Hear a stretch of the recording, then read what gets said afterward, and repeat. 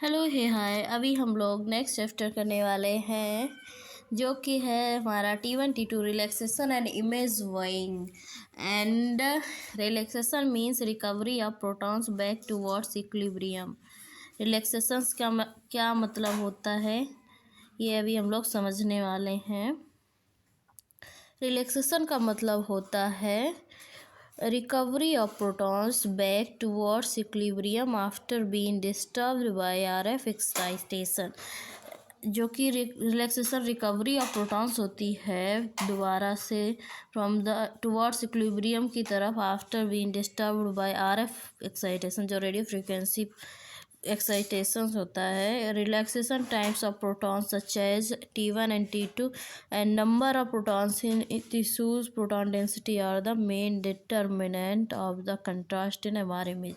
और ये जो रिलैक्सेशन टाइम्स होते हैं ऑफ प्रोटॉन्स के सच एज जैसे T1 T2 and number of protons होते हैं टिश्यूज में प्रोटॉन डेंसिटी जिसको कहते हैं, यही मेन डिटर्मिनेस जो कि डिटर्मिनाइन करते हैं कंट्रास्ट का इन द हमारे इमेज में। एंड जैसा कि अभी डिस्कस किया गया था कि RF पल्सेस कॉज करती हैं tilting of magnetisation in the transverse plane and where it rotates at the लार्वर फ्रीक्वेंसी। तो RF पल्सेस क्या करती हैं, टिल्टिंग करती है मैग्नेटाइजेशन का, जिसकी वजह से ट्रांसवर्स मैग्नेटाइजेशन बनता है। एंड वेयर जबकि ये रोटेट करता है एट द लार्वर फ्रीक्वेंसी पे। And in this chapter we will see की प्रोसेस कैसे हो रहा है आफ्टर दिस। एंड इसके बाद क्या होता है, their implications on the image contrast में क्या इम्प्लीकेशंस होते हैं। What happens when RF pulses is switched off. जब रेडियो फ्रीक्वेंसी पल्सेस को स्विच ऑफ कर दिया जाता है तो क्या होता है। So when RF pulses is switched off, longitudinal magnetization starts increasing. Longitudinal magnetization फिर से increase होने लगता है along the Z axis and transverse magnetization starts reducing in the transverse plane. So the process of recovery of longitudinal magnetization is called longitudinal relaxation. और ये जो process of recovery होता है longitudinal magnetization का, इसी को बोलते हैं longitudinal relaxation. While reduction in the magnitude, जो कि रिडक्शन होता है in the magnitude of the transverse magnetisation is called as transverse relaxation, उसको बोलते हैं। And the components of the magnetization in the longitudinal and transverse planes, जो कि components होते हैं लॉन्गिट्यूडनल मैग्नेटाइजेशन के in the longitudinal and transverse planes में। longitudinal magnetization, transverse magnetization can be represented by a single vector के द्वारा represent किए जाते हैं। And this vector represents sum of these components is called as net magnetization vector. और ये जो component होते हैं मैग्नेटाइजेशन के लॉन्गिट्यूडनल एंड ट्रांसवर्स प्लेन्स में, उनको रिप्रेजेंट किया जाता है एक सिंगल वेक्टर से। और इस वेक्टर को रिप्रेजेंट करते हैं एक सम ऑफ द कंपोनेंट्स से, जिसको बोलते हैं net magnetization vector. And net magnetization vector lies somewhere between longitudinal magnetization and transverse magnetization. If there is no magnetization in the transverse plane, longitudinal magnetization will be same as. अगर कोई भी उसमें magnetisation नहीं हो रहा है transverse plane में, तो लॉन्गिट्यूडनल मैग्नेटाइजेशन सेम होगा किसके बराबर, नेट मैग्नेटाइजेशन वेक्टर के बराबर। So similarly if there is no longitudinal magnetization vector, अगर लॉन्गिट्यूडनल मैग्नेटाइजेशन वेक्टर नहीं तो transverse magnetization will be equal to net magnetization vector. Okay. And longitudinal relaxation के बारे में देख लेते हैं। When RF pulses are switched off, जब स्विच ऑफ कर दी जाती है तो स्पिनिंग प्रोटॉन्स स्टार्ट कर देते हैं losing their energy, losing energy कर देते हैं start. And the low energy protons tend to align along the Z axis, जो लो एनर्जी प्रोटॉन्स होते हैं वो अलाइन करने लगते हैं along the Z axis. And as more protons align along the positive side of the Z axis, जैसे कि as more protons align करते हैं along the positive side of the Z axis, and there is gradual increase in the magnitude recovery of the longitudinal magnetization, और धीरे धीरे recovery होने लगती है लॉन्गिट्यूडनल मैग्नेटाइजेशन में, and the energy released by the protons is transferred to the surrounding, and जो protons के द्वारा एनर्जी रिलीज हो जाती है वो ट्रांसफ़र होती है to the surrounding and the crystalline lattice of molecules, so hence the longitudinal relaxation is also called as spin lattice relaxation. इसी वजह से लॉन्गिट्यूडनल मैग्नेटाइजेशन को क्या बोलते हैं, स्पिन लैटिस रिलैक्सेशन। एंड ये क्वेश्चन आया हुआ है एग्जाम्स में कि लॉन्गिट्यूडनल मैग्नेटाइजेशन को क्या बोलते हैं, स्पिन लैटिस रिलैक्सेशन भी बोलते हैं। and the transfer of energy involves dipole interaction of the fluctuating small magnetic fields that originate in adjacent protons, and जो ट्रांसफर्स ऑफ एनर्जी होता है उसमें dipole interaction of and fluctuating small magnetic fields होता है जो कि originate होता है इन द एडजेसेंट प्रोटॉन्स से and the electrons in the surrounding से, जो सराउंडिंग में इलेक्ट्रॉन्स होते हैं उससे भी। And for the transfer of energy to occur, जिस एनर्जी जो ट्रांसफ़र होना है, it is necessary that these fluctuations occur at the Larmor frequency, और फिर ये ज़रूरी होता है कि ये सभी फ्लक्चुएशंस लार्मर फ्रीक्वेंसी में हों। And the time taken bye longitudinal magnetization to recover to its original value after radio frequency is switched off is called longitudinal relaxation time और T1। एंड जो टाइम लिया जाता है लॉन्गिट्यूडनल मैग्नेटाइजेशन को recover होने में फ्रॉम द ओरिजिनल वैल्यू से, and after जब रेडियो फ्रीक्वेंसी पल्स ऑफ कर दी गई, स्विच ऑफ कर दी गई, तो लॉन्गिट्यूडनल उसको रिलैक्सेशन टाइम बोलते हैं और इसी को T1 भी बोलते हैं। तो देख लेते हैं इसको, इधर पे यहाँ पे दिखाया गया है लॉन्गिट्यूडनल रिलैक्सेशन के बारे में। यहाँ पे ये ट्रांसवर्स मैग्नेटाइजेशन है, फिर जब radio frequency pulses switch off कर दी जाएंगी तो फिर रिकवरी होने लगती है, ट्रांसफर मैग्नेटाइजेशन डिक्रीज करने लगता है, लॉन्गिट्यूडनल मैग्नेटाइजेशन इंक्रीज करने लगता है। एंड इधर पे जेड एक्सिस में लॉन्गिट्यूडनल मैग्नेटाइजेशन भी दिखाई दे रहा है।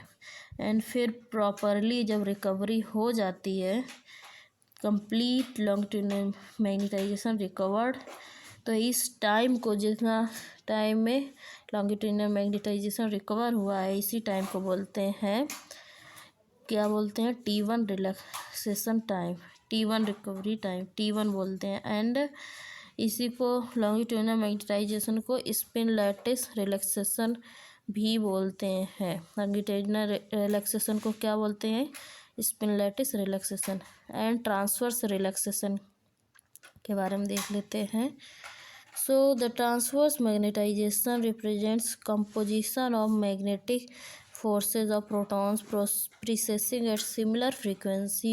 More the number of protons precessing at the same frequency in phase and stronger will be the transverse magnetization. So transverse magnetization represent करता है composition of magnetic forces of protons को, जो कि प्रीसेस कर रहे होते हैं सिमिलर फ्रीक्वेंसी से, एंड जितना ज़्यादा नंबर ऑफ प्रोटॉन्स प्रीसेस करेंगे at the same frequency in phase में, and stronger will be the transverse magnetisation. जितना ज़्यादा numbers of protons same frequency से प्रीसेस करेंगे उतना ही ज़्यादा ट्रांसवर्स मैग्नेटाइजेशन होगा।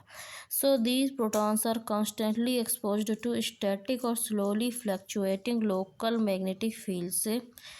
तो ये प्रोटॉन जो होते हैं कॉन्स्टेंटली एक्सपोज हो रहे थे स्टैटिक या स्लोली फ्लक्चुएटिंग लोकल जो मैग्नेटिक फील्ड होता है उससे, एंड हेंस इसी वजह से they start losing phase after R pulse is switched off, और ये इसी वजह से ये स्टार्ट कर देते हैं losing phase after radio frequency pulse switched off. So this going out the phase of protons dephasing results into gradual increasing in the magnitude of transverse magnetisation is termed as transverse relaxation. तो इसी को ये जो phase से out हो रहे हैं protons, डिफेजिंग result होता है in the gradual decrease in the magnitude of transfer magnetization and इसी को ट्रांसवर्स रिलैक्सेशन बोलते हैं। So since the dephasing is related to the static or slowly fluctuating intrinsic fields caused by adjacent spins, protons, transverse relaxation is also called spin relaxation. तो इसी वजह से, क्योंकि इसमें डिफेजिंग ऑफ होती है स्टैटिक या स्लोली फ्लक्चुएटिंग इंटेंसिव फील्ड से, सो जो कि कॉज्ड होती है by the adjacent spin proton से, एंड ट्रांसवर्स रिलैक्सेशन इसको कहते हैं स्पिन रिलैक्सेशन। ठीक है, ट्रांसवर्स रिलैक्सेशन को क्या बोलते हैं? Spin relaxation. Longitudinal magnetization relaxation को क्या बोलते हैं? Spin lattice relaxation. So the time taken by transfer magnetization to reduce its original value is transverse relaxation time या T2। जो टाइम लिया जाता है ट्रांसवर्स मैग्नेटाइजेशन के द्वारा रिड्यूस करने के लिए इसकी ओरिजिनल वैल्यू को, तो उसको बोलते हैं ट्रांसवर्स रिलैक्सेशन टाइम या फिर T2। एंड जो टाइम लिया जाता है लॉन्गिट्यूडनल मैग्नेटाइजेशन से टू रिकवर हम पहले के जैसे रिकवर होने में, उसको बोलते हैं T1 रिलैक्सेशन। एंड यहाँ पे आप लोग देख सकते हैं प्रोटॉन प्रोसेसिंग इन phase transverse relaxation. Transverse relaxation के बारे में, तो प्रोटॉन्स जो अपनी फेज पे प्रोसेस कर रहे थे वो ट्रांसवर्स मैग्नेटाइजेशन में थे, इसके बाद वो आउट ऑफ फेज होने लगे, जी एक्सेस में जाने लगे, गोइंग आउट ऑफ फेज। फिर इसके बाद वो जेड एक्सेस के साथ अलाइंड हो गए, कम्प्लीटली आउट ऑफ फेज हो गए, ट्रांसफर मैग्नेटाइजेशन नहीं बचा। इसी को होते हैं ट्रांसवर्स रिलैक्सेशन, क्योंकि वो रिलैक्स होने लगे अपने उससे। ठीक है, तो इस तरीके से है, और इसी को बोलते हैं T2। सो इवन दो दे अपीयर एज, इवन वो लोग अपीयर करते हैं as the parts of the same process, the longitudinal and transverse relaxation are different process because underlying mechanisms are different. क्योंकि उनका मैकेनिज्म डिफरेंट है, लेकिन फिर भी वो देखने में सेम लगते हैं। And now T1 is the time taken by longitudinal magnetization. T1 क्या है?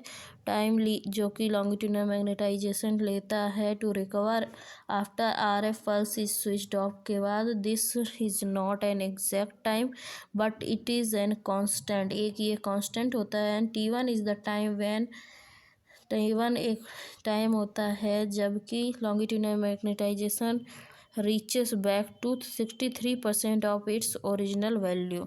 जब T1 क्या होता है? वो टाइम होता है जबकि लॉन्गिट्यूडनल मैग्नेटाइजेशन अपनी 63% ओरिजिनल वैल्यू में पहुंच जाता है। The curve showing gradual recovery of longitudinal magnetization time, and जो कर्व शो करता है gradual recovery of longitudinal magnetization time को, उसको कहते हैं T1 curve. And 1 upon T1 is the longitudinal relaxation rate. 1/T1 क्या है? वो लॉन्गिट्यूडनल रिलैक्सेशन रेट है। And T1 depends upon tissue composition, structure and surroundings. T1 किस चीज़ पे डिपेंड करता है? Depends upon the tissue composition, structure, surroundings, इन सभी पे डिपेंड करता है। If the surrounding matter and, अगर surrounding matter has magnetic field होता है which fluctuate at larger frequency. And देखिए क्या होता है कि अगर सराउंडिंग जो मैटर होता है उसमें मैग्नेटिक फील्ड होता है जो कि फ्लक्चुएट होता है एट द लार्जर फ्रिक्वेंसी से, तो transfer of energy from protons to the surrounding easy and fast, and protons in such surroundings or chemical environment have a shorter T1। Protons जो कि ऐसे सराउंडिंग में होते हैं और केमिकल में होते हैं एनवायरनमेंट, हैव शॉर्ट T1 होता है। And since water molecules move too rapidly, the protons in water take long time to transfer their energy। क्योंकि देखिए क्या होता है, T1 डिपेंड्स करता है टिश्यू कंपोजिशन पे, स्ट्रक्चर पे, सराउंडिंग पे। अगर surrounding matter has magnetic field होता है तो फ्लक्चुएट करते हैं at the larger frequency. Transfer of energy from the protons of the surrounding is easy and fast, and proton in such surrounding और chemical environment have shorter T1 short, जिसमें surrounding और chemical environment होता है उसमें short T1 होता है। And since water molecules move to rapidly, the protons in the water take long time to transfer their energy. क्योंकि water molecules काफ़ी तेज़ रैपिडली प्रोटॉन्स होते हैं इन द वाटर में, तो लॉन्ग टाइम लगता है transfer of their energy, and hence water has too long T1। Water का T1 काफ़ी ज़्यादा होता है। On the other hand, fluctuating magnetic field in the fatty acids है फ्रीक्वेंसी नियर द लार्वा फ्रीक्वेंसी। एंड जो फ्लक्चुएटिंग मैग्नेटिक फील्ड होता है इन द फैटी एसिड्स में, उनकी फ्रीक्वेंसी लार्वा फ्रीक्वेंसी के लगभग बराबर होती है। सो there is fast energy transfer from the fat protons, तो इस वजह से फास्ट एनर्जी ट्रांसफ़र होता है from the fat protons to the surrounding. Fast energy transfer होता है from the fat protons to the surrounding में। Hence fatty tissues have short T1। फैटी टिश्यूज़ का जो T1 होता है वो शॉर्ट होता है, जबकि जो वाटर का T1 होता है वो लॉन्ग होता है। ठीक है, क्यों फैटी टिश्यूज़ का शॉर्ट होता है, क्योंकि इनका फास्ट एनर्जी ट्रांसफ़र होता है, जबकि वाटर काफ़ी ज़्यादा होता है, इसलिए उनका रैपिडली वो लोग नहीं करते हैं एनर्जी ट्रांसफ़र। तो ये है T1 and T2 curves magnetic. देख लीजिए, ये T1 कर्व जो ऐसे दिखाई देता है, ये इस तरीके से जाता है, एंड इधर से ये टाइम है, एंड यहाँ पे आप लोग देख लीजिए magnitude of longitudinal magnetization, and ये टाइम है, एंड ये मैग्नीट्यूड है ट्रांसवर्स मैग्नेटाइजेशन। तो इसमें T2 कर्व जो है, एंड T2 कर्व को आप लोग देख सकते हैं डिक्रीजिंग टाइप दिखता है, जबकि ये एक्सपोनेंशियल टाइप, पहले धीरे धीरे बढ़ा, फिर एक टाइम के बाद एक स्टैटिक टाइप हो गया। तो T1 T2 कर्व्स इस तरीके से दिखते हैं।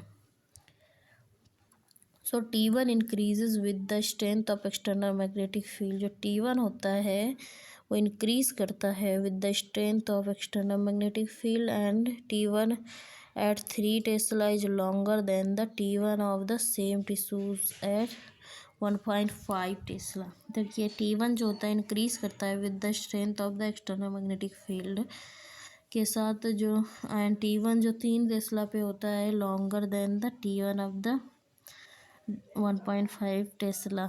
तो मतलब कि T1 जो होता है मैग्नेटिक फील्ड की स्ट्रेंथ के साथ बढ़ता है, तो 3 टेस्ला पे T1 लॉन्गर होगा ही देन द 1.5 टेस्ला से। And T2 is the time taken by transverse magnetization to disappear. T2 वो टाइम होता है जो कि ट्रांसवर्स मैग्नेटाइजेशन डिसअपियर होने में लेता है। Similar to T1 it is constant and not an exact time. इसका भी एग्जैक्ट टाइम नहीं होता है, T1 के जैसे सिमिलर होता है, कांस्टेंट होता है। It is the time taken by the transverse magnetization to reduce to 37% of its maximum value. और ये जो होता है टाइम होता है टेकन बाय होता है ट्रांसवर्स मैग्नेटाइजेशन के द्वारा टू रिड्यूस करने के लिए 37% of its maximum value, and the curve showing the decreasing in magnitude. And जो कर्व शो करता है decrease in magnitude, the curve showing decrease in magnitude, decay in the transverse magnetization plotted against time is called T2 curve। जो curve show करता है decrease in the magnitude and decay in the transverse magnetization plotted against the time is called T2 curve, and is transverse relaxation rate. अभी हम लोगों ने ऊपर देखा था कि ये कर्व ऐसे है, ठीक है। And T2 depends on inhomogeneity of local magnetic field. T2 किस चीज़ पे डिपेंड करता है? inhomogeneity of local magnetic fields within the tissues.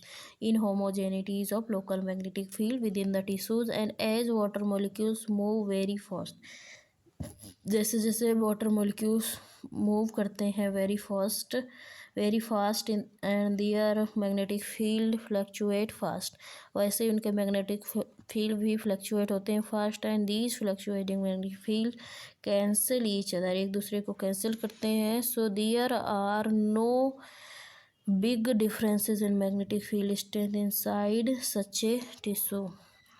And because तो क्योंकि ये फ्लक्चुएसन मैग्नेटिक फील्ड में कैंसिल कर देते हैं एक दूसरे को, इसी वजह से कोई बड़ा डिफरेंस नहीं होता है मैग्नेटिक फील्ड स्ट्रेंथ में इनसाइड ए टिश्यू.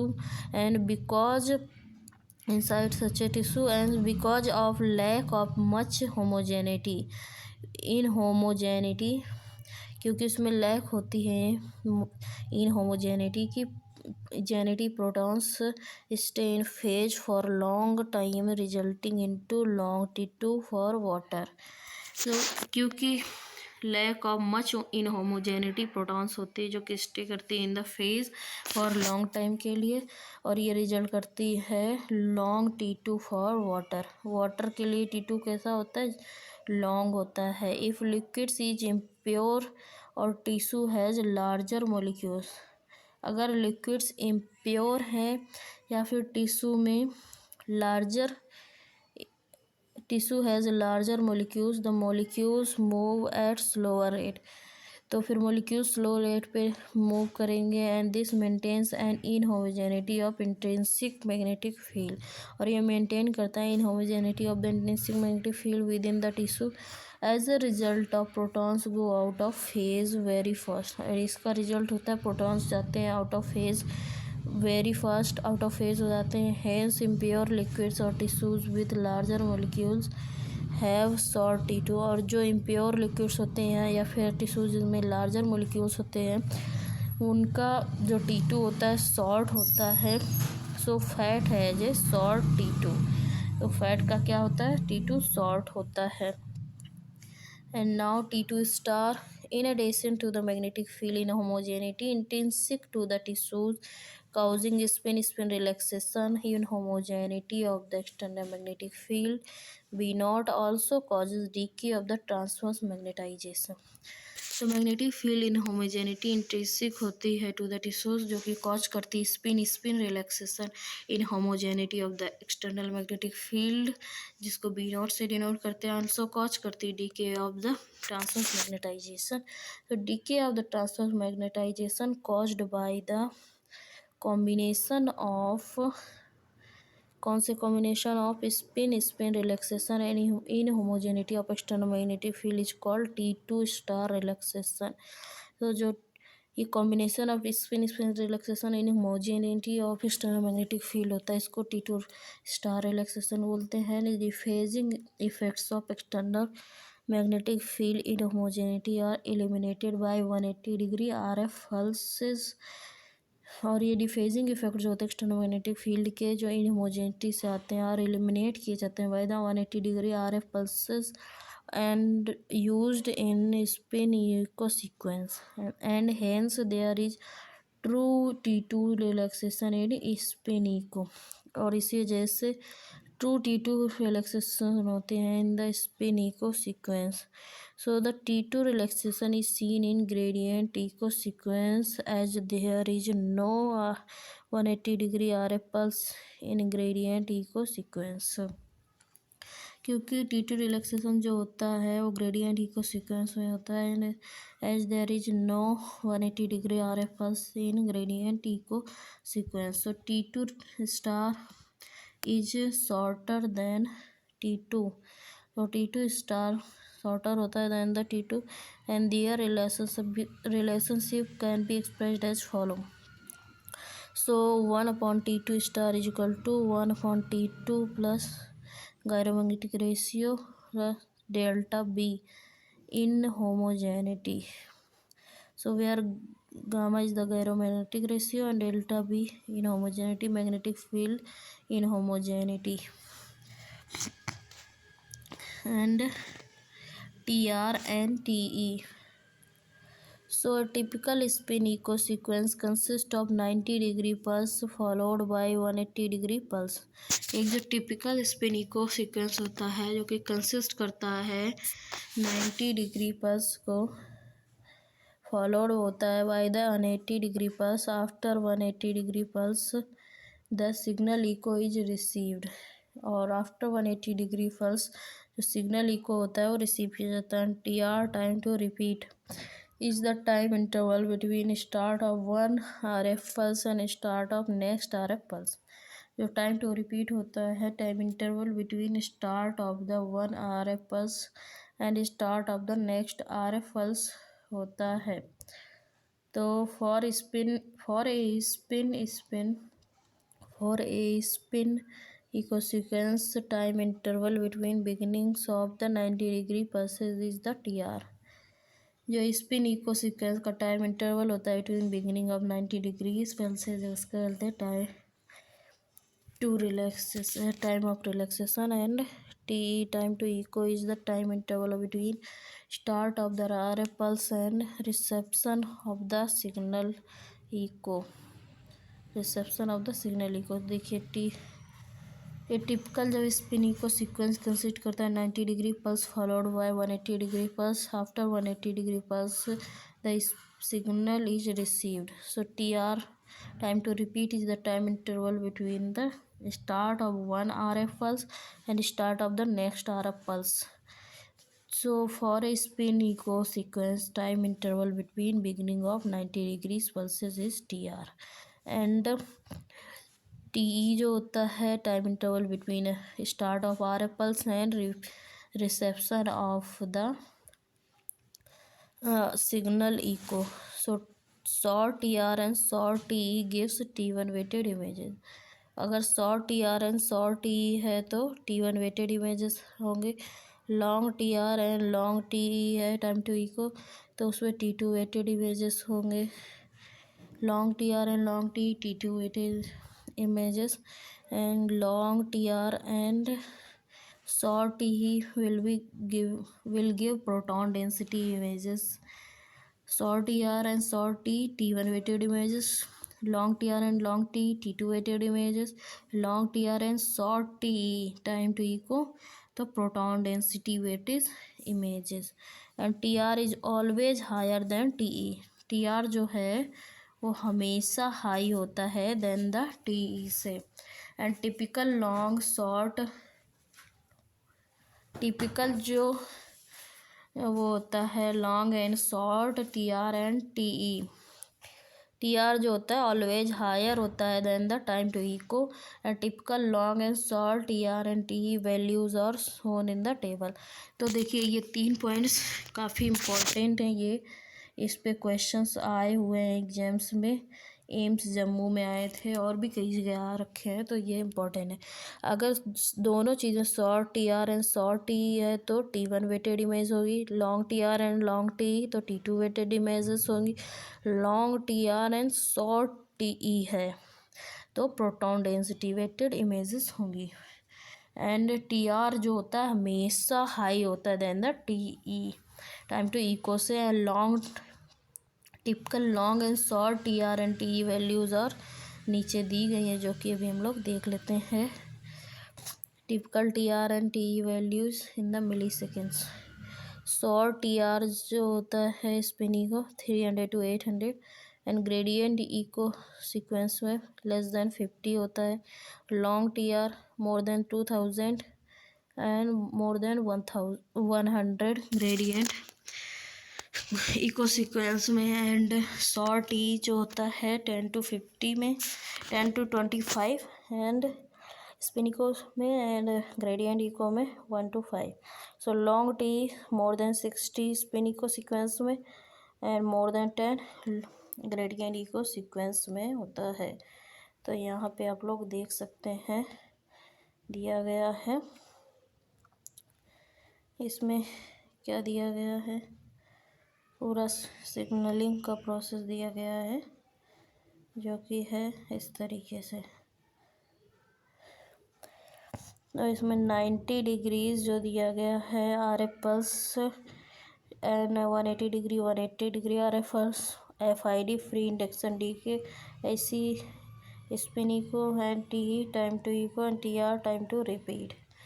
तो इसमें 90 डिग्री 180 डिग्री 90 डिग्री ये रिपीटिशन दिखा रहे हैं, पहले 90 डिग्री फिर 180 डिग्री फिर 90 डिग्री फिर 180 डिग्री, तो ये हो गया TR।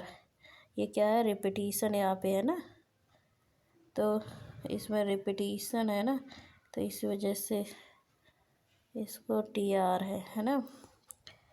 तो एंड इधर पे देख लीजिए FID क्या है, फ्री इंडक्शन डीके है, फ्री इंडक्शन डीके ये टाइम टू इको, एक FID और स्पिन इको के बीच की डिस्टेंस को इस स्पिन इको, इसको टाइम टू इको बोलते हैं।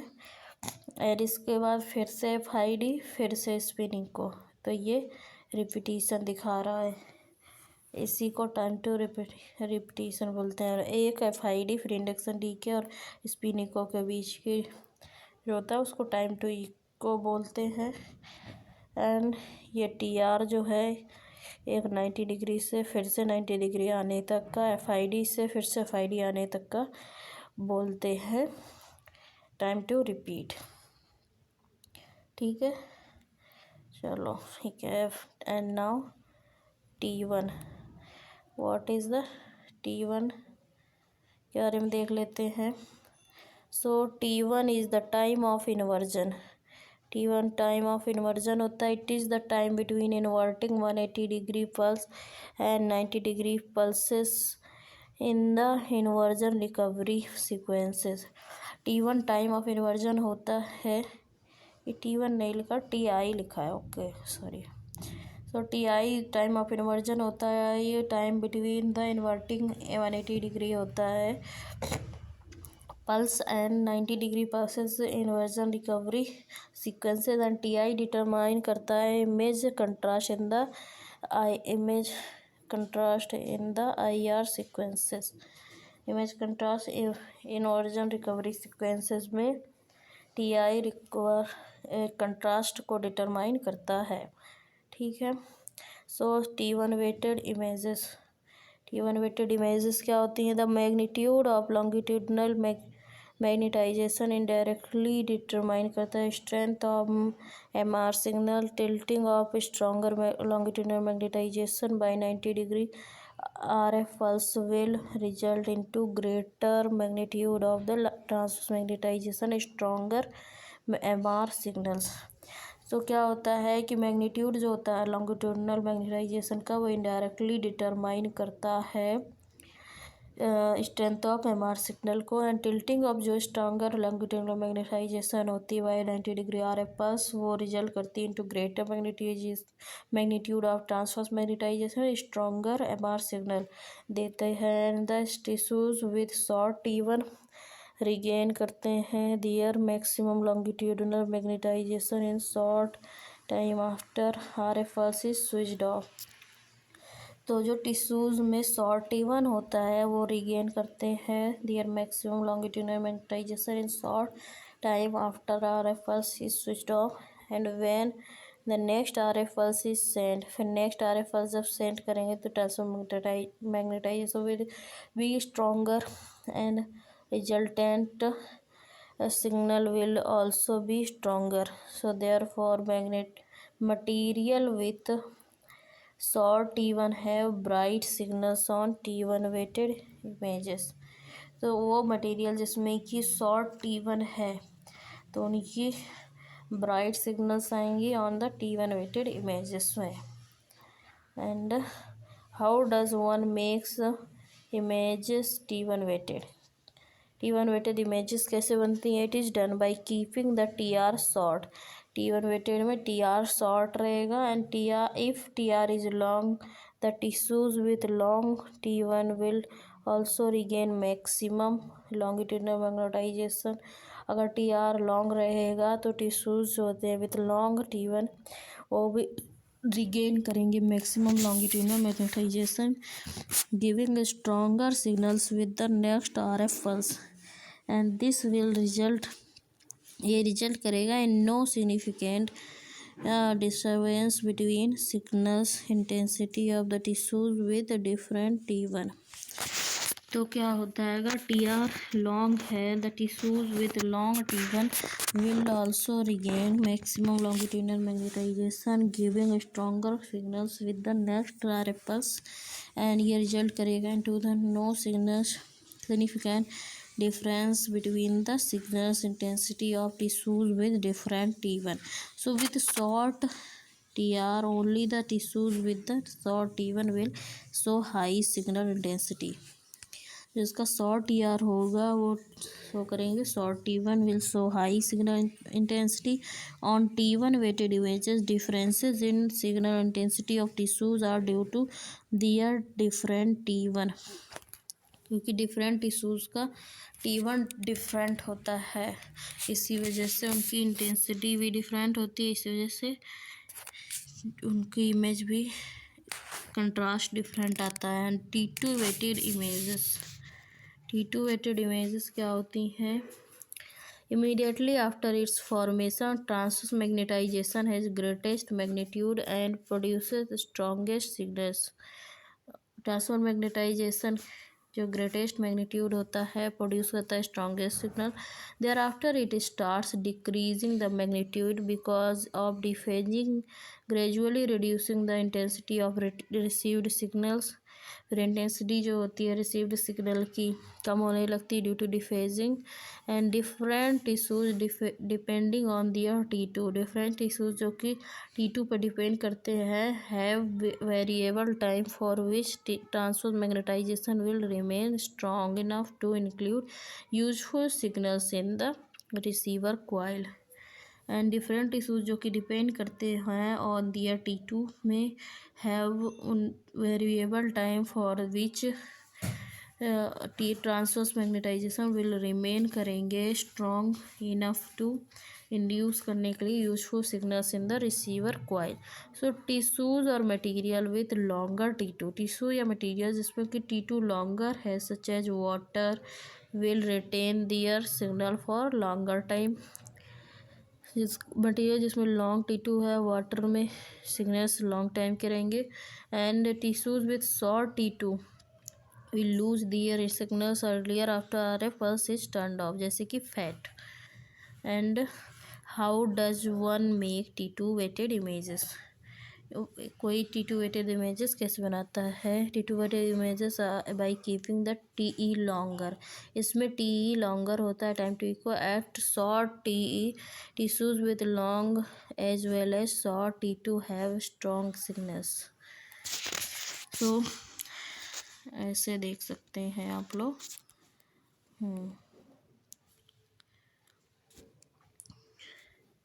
इसमें मैग्नीट्यूड दिखाया गया है of the longitudinal magnetization and यहाँ पे टाइम दिखाया गया शॉर्ट TR लॉन्ग TR तो जो B है वो टिश्यू विद T1 दिखा रहा है B ये tissue with T1 and tissue with short T1 एक क्या है टिश्यू विद शॉर्ट T1 है एंड इमेज में इनका डिफरेंस दिखाया गया है और यहाँ पे इमेज भी शो की गई है एट शॉर्ट TR में जैसे कि जब शॉर्ट TR होगा the difference between longitudinal magnetization of tissue A and tissue B is more as compared to long TR and this result is more difference between signal intensity contrast with difference आएगा between A and B at short TR so contrast on short TR images is because of T1 differences of tissues hence T1 weighted images and T1 weighted axial image of the brain CSF is dark white matter is brighter ये है T1 weighted images जिसमें कि CSF dark है and white matter जो है वो bright है then the grey matter so the scalp fat is bright जो स्कैल्प का फैट है वो ब्राइट है बिकॉज ऑफ शॉर्ट T1 ये कैसी है T1 वेटेड इमेज है एंड यहाँ पे T2 वेटेड इमेज देख लीजिए T2 वेटेड इमेज में देखिए साफ साफ क्लियर डिफरेंस दिख रहा है इसमें जो CSF है वाइट दिख रहा है एंड जो वाइट मैटर है वो डार्कर दिखा रहे हैं देन द ग्रे मैटर, और इसमें क्या था, वाइट मैटर जो था वो ब्राइटर था देन द ग्रे मैटर। ठीक है, तो इसमें देख लीजिए कैसे दिखा रहे हैं टिट्यूएटेड इमेज में magnitude of the transverse magnetization of signals, transfer magnetization और signal is short T and long T में डिफरेंस दिखाया गया है। ए जो है वो है tissue with long T2 and B क्या है, tissue with short T2। And इसमें दिखाया गया टिश्यू बी है जो शॉर्ट T2 दैट रिजल्ट करता है into the early loss of magnitude of transfer magnetization and reduction in signal at short time of echo. There is no significant difference between magnitude of transfer magnetization of A and B. So at long time to echo, signal difference between A and B is more because tissue B will lose most of its signals while tissue A will still have good signal, and since the image contrast is because of differences in T2 of tissues, so it is T2 weighted images and T2 weighted axial images of brain। CSF इसमें white होता है, white matter darker होता है and grey matter से white matter dark होगा and CSF white होगा। जबकि यहाँ पे आप लोग देख सकते हैं CSF इसमें डार्क था एंड वाइट मैटर जो था वो डार्क ब्राइटर था देन द ग्रे मैटर। ठीक है, इसमें क्या है CSF ब्राइट है। ठीक है, तो एंड ये है प्रोटॉन डेंसिटी वेटेड इमेज। इसमें लॉन्ग TR यूज होता है for the PD images. Proton density images के लिए लॉन्ग TR यूज होता है for the PD images and eliminates T1 effects and short TE eliminate करता है T2 इफेक्ट्स को। यहाँ पे देख सकते हैं आप लोग कैसे होता है, लॉन्ग TR यूज होता है for the proton density weighted images को, जो कि एलिमिनेट करते हैं T1 इफेक्ट्स को and short time to E को एलिमिनेट करता है T2 इफेक्ट्स को। ठीक है, एंड हम लोग कहाँ पे थे, पढ़ाई कर रहे थे।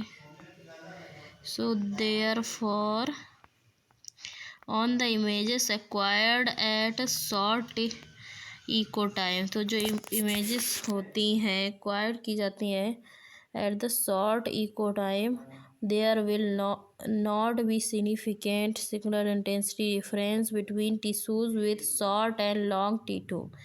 तो क्या होता है, जो कि इमेजेस एक्वायर्ड की जाती है at the short echo time पे and there will not be significant signal intensity difference between tissues and with short and long T2 and at longer TE only those tissues with long T2 will have sufficiently strong signals and signal differences between tissues with short and long T2 will be pronounced. So the image with long TE is T2 weighted, and since the signal difference among the tissues is determined by the T2 tissues, so tissues with long T2 are brighter on T2 weighted images and TR is kept long for T2 weighted images to eliminate T1 effect। तो क्या होता है इसमें कि जो images acquired की जाती हैं with the short echo time के साथ, तो there will not be significant signal intensity नहीं होती difference between the tissues and short and long T2। So at the long TE होगा तो only those tissues with long T2 will have sufficiently strong signals. तो long अगर TE होगा तो tissues में जो long T2 sufficiently strong signal देगा and signal difference between the tissues with short and long T2 will be pronounced and so the image with long TE is T2 weighted. जो long TE होगा तो T2 weighted होगा since the signal difference among the tissues is determined by the T2 tissues, and tissues with long T2 are bright on T2 weighted images. And जो tissues में long T2 होता है वो bright होती हैं on the T2 weighted images. And bright कौन होता है इसमें? CSF ब्राइट होता है. And TR is kept long for the T2 weighted images. और जो TR होता है time to relaxation long for होता है the T2 weighted images to eliminate करने के लिए T1 इफेक्ट्स को एलिमिनेट करने के लिए. Now PD images, proton density weighted images. So contrast in the PD image is determined by the density of the protons in the tissues. तो contrast जो होता है PD images में वो डिटरमाइन किया जाता है by the density of the protons in the tissues. So T1 effects is reduced by keeping long TR and T2 is reduced by keeping short TE. तो क्या होता है जब कंट्रास्ट पीडी इमेजेस में लिया जाना होता है तो डिटरमाइन करने के लिए density of protons in the tissues. So T1 effect को रिड्यूस किया जाता है बाय कीपिंग लॉन्ग TR को लॉन्ग करेंगे एंड T2 इफेक्ट को रिड्यूस करने के लिए TE को शॉर्ट कर देंगे.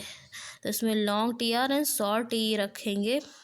Hence long TR and short TE provide करते हैं प्रोटॉन डेंसिटी वेटेड इमेजेस को. And the signal intensity difference among the tissues is function of the number of protons they हैं. एंड जो सिग्नल इंटेंसिटी डिफरेंस होता है among the tissues के बीच में is the function होता है of the number of protons they हैं. Okay, so this chapter is our completed and we will do the next chapter in the next video. Till then, like, share and subscribe, follow for the more.